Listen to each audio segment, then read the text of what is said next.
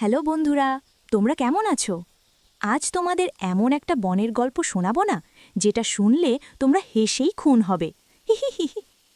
বনে ছিল এক ছোট্ট ছাগলছানা, নাম তার নরহরি। ও যেমন বুদ্ধিমান তেমন আবার সাহসী।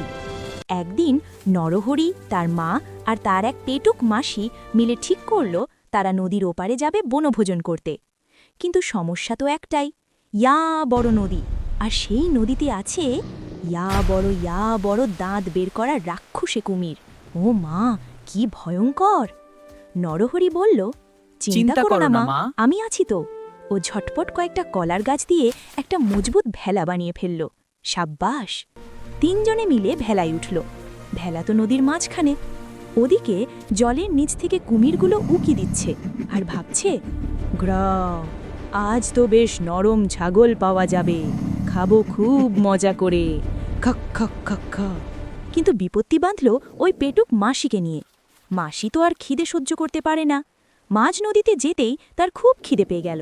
মাসি ভাবল, ইস, ভেলাটা কি সুন্দর কলার গাছের তৈরি, খেয়ে দেখি তো কেমন লাগে। মাসি যেই না ভেলার কোনায় মুখ দিয়েছে, অমনি নরহরি চেঁচিয়ে উঠল, মাসিমা, থামো, এখন খাবার সময় নয়, এখন হলো বাঁচার সময়। ওরে বাবা! নরহরি বুঝল, তারা যদি এখন একে অপরের কথা না শোনে তবে সবাই কুমিরের পেটে যাবে। ও মাসিকে বুঝিয়ে বলল, মাসি, তুমি যদি ভেলা খাও তবে আমাদের একতা ভেঙে যাবে, আর এই ভেলাটাও ডুবে যাবে। তখন কিন্তু আমরা কেউ বাঁচব না। ঠিক ইস, বলেছিস বাবা। কি বিপদ! মাসি নিজের ভুল বুঝতে পারল। সে মাথা নিচু করে বলল, ঠিক বলেছিস বাবা, বিপদের সময় লোভ করতে নেই। এদিকে কুমিরগুলো তো ভেলার দিকে এগিয়ে আসছে। নরহরি তখন এক বুদ্ধি বের করল। ও সব কুমিরদের ডেকে বলল, ওহে কুমির ভাইরা, আমাদের খাবে খাও, কিন্তু বনের নিয়ম অনুযায়ী আমাদের তো আগে গুনতে হবে তোমরা কতজন আছো। লাইন করে দাঁড়াও তো দেখি। বোকা কুমিরগুলো ভাবল, বাহ, এ তো বেশ দয়ালু ছাগল। তারা সবাই সার বেঁধে নদীর ওপর ভেসে উঠল। কি কাণ্ড! নরহরি মাসি আর মাকে বলল, মাসি, মা, আমার লেজ ধরে শক্ত করে লাইনে দাঁড়াও। আমি এক বলবো আর আমরা একটা কুমিরের পিঠে লাফ দেব। নরহরি গুনতে শুরু করল, 1, 2, 3, আর তিনজনে মিলে লাফাতে লাফাতে কুমিরদের পিঠের ওপর দিয়ে ওপারে পৌঁছে গেল। সাব্বাস! ডাঙায় উঠে মা নরহরিকে জড়িয়ে ধরল।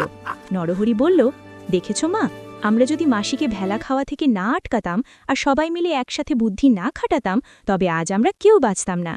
নদীর ওপারে গিয়ে মাসি দেখে সেখানে প্রচুর ঘাস। মাসি মনের সুখে ঘাস খেতে খেতে হঠাৎ একটা ব্যাঙ দেখে চমকে উঠল। ও মা! মাসি নরহরিকে বলল, ওরে নরহরি, নদীর ওই কুমিরগুলো কি এখনো লাইন ধরে দাঁড়িয়ে আছে আমাদের ফেরার অপেক্ষায়? নরহরি এসেই খুন।